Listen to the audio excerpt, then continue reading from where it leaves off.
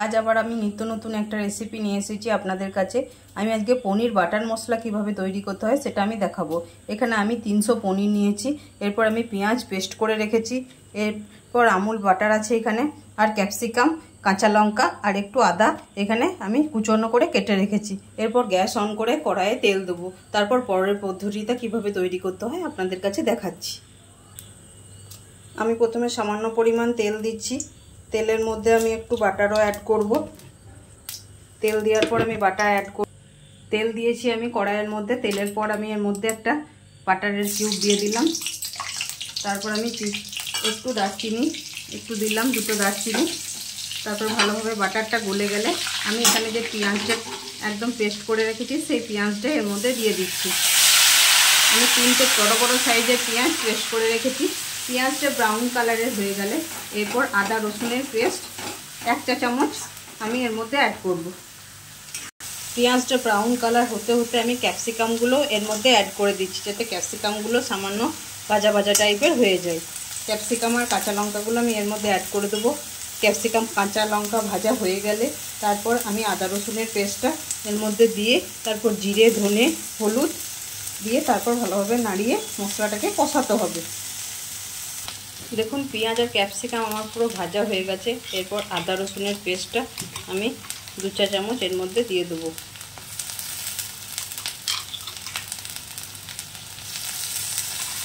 দু চা চামচ আদা রসুনের পেস্ট দেওয়ার পরে এর মধ্যে এক এক করে জিরে, ধনে আর হলুদ, আপনারা কাশ্মীরি লঙ্কা দিতে পারেন। আমি কাশ্মীরি লঙ্কা ইউজ করি না, আমি কাঁচা লঙ্কাই ব্যবহার করি রান্নাতে, তাই আমি কাঁচা লঙ্কার সাহায্যে করব। আপনারা দিতে পারেন ইচ্ছা থাকলে।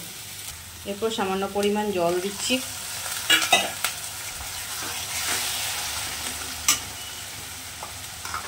জল দেওয়ার পরে এখানে টমেটোর যে পেস্টটা করে রেখেছি এই টমেটোর পেস্টটা এর মধ্যে দিয়ে দিলাম।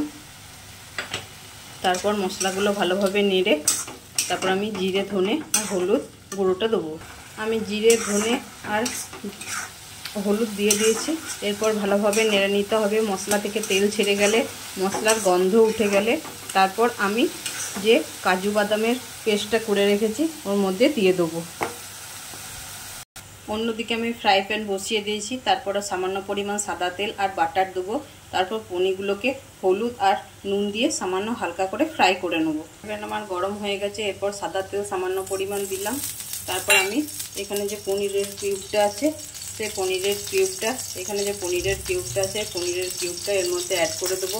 তারপর পনিরগুলো হালকা করে ভেজে তারপর আমি নামিয়ে রেখে দেবো। ভালোভাবে নাড়িয়ে নেবেন যাতে তাওয়ার মধ্যে সমস্ত পনিরগুলো ভাজা যায় ভালোভাবে। এরপর আমি পনিরের মধ্যে যে নুন আর হলুদ মাখিয়ে রেখেছি এটা ভালোভাবে মেখে নিতে হবে। নুন আর হলুদগুলো ভালোভাবে মাখিয়ে নিতে হবে, তাহলে কালারটা এর মধ্যে ভালো আসে। এরপর এক এক করে আপনার পনিরগুলো এর মধ্যে দিয়ে দেবেন। দেখাতে পাচ্ছি আমি আপনাদের কাছে। এক এক করে পনিরগুলো দিয়ে দেবেন। এক পিঠ হয়ে গেলে আরেক পিঠ উল্টে, লাল কালারের হয়ে গেলে এক পিঠ উল্টে নেবেন। আর আরেকটা কথা আপনাদেরকে বলতে ভুলে গেছি, এর মধ্যে যে ছোট ছোট আদা স্লাইস করে রেখেছি এর মধ্যে দিয়ে দেবেন, তাহলে ফ্লেভারটা ভালো আসবে। দেখুন আমার গ্রেভিটা পুরো কমপ্লিটের মুখে ওপর থেকে তেল তেল ছাড়ছে। এরপর আমি যে কাজু বাদামের পেস্টটা দিয়ে রেখেছি সেই কাজু বাদামের পেস্টটা করে রেখেছি সেই কাজু বাদামের পেস্টটা এর মধ্যে দিয়ে দিলাম। এরপর এই বাটির মধ্যে সামান্য পরিমাণ জল দিয়ে আর একটু কাজু বাদামের পেস্টটা দেওয়া হয়ে গেছে। এরপর আমি স্বাদ মতো নুন দেবো। এরপর আমি স্বাদ মতো এর মধ্যে নুন দিচ্ছি। আপনারা যেমন পরিমাণ যতটা পরিমাণ করবেন ততটা পরিমাণ মতো নুন অ্যাড করবেন। নুন দেওয়া হয়ে গেলে ও হালকা একটু ফুটে গেলে এরপর আমি যে পনিরগুলো এখানে ভেজে রেখেছি সেই পনিরগুলো এর মধ্যে অ্যাড করে দেবো। এভাবে আপনারা বাড়িতে তৈরি করবেন। খুব সুন্দর বাটার পনির মশলা, একদম রেস্টুরেন্টের স্টাইলে তৈরি করা হয় বাড়িতে, একদম ঘরোয়া পদ্ধতিতে। এরপর আমি পনিরগুলো যে ভেজে রেখেছি পনিরগুলো এর মধ্যে দিয়ে দিচ্ছি।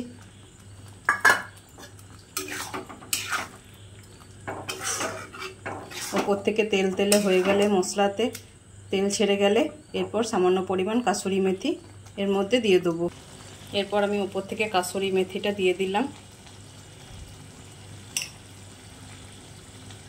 ওপর থেকে কাসুরি মেথিটা দিয়ে দেবেন। আমি কাসুরি মেথিটা ধুয়ে দিলাম। কাসুরি মেথির ফ্লেভারটা খুব সুন্দর আসে। এরপর সামান্য পরিমাণ চিনি দিয়ে এটাকে আমি নামিয়ে নেব, উপর থেকে তেল তেলে হয়ে এলো।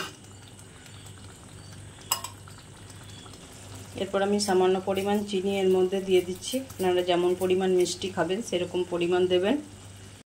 দেখুন আমার ওপর থেকে একদম তেল তেল হয়ে এসছে, দেখতে পাচ্ছেন আপনারা। তারপর আমি এখানে ওপর থেকে সামান্য পরিমাণ বাটার এর মধ্যে দিয়ে দিচ্ছি। বাটারটা যা হালকা রেখেছিলাম ওই বাটারটা এর মধ্যে দিয়ে দিলাম। তারপর আমি আমার কমপ্লিট পনির বাটার মশলা। এটা কিন্তু গ্রেভি টাইপের হবে, রুটি বা লুচি পরোটা এসবের সঙ্গে খেতে কিন্তু খুব সুন্দর লাগবে। কেমন হয়েছে ভিডিওটা জানাবেন। ভালো লাগলে ভিডিওটা লাইক শেয়ার সাবস্ক্রাইব করবেন। আর হ্যাঁ, আপনারাও ট্রাই করে দেখবেন কেমন লাগলো সেটা কিন্তু জানাতে ভুলবেন না ট্রাই করার পর। প্লেস দেন টাটা বাই।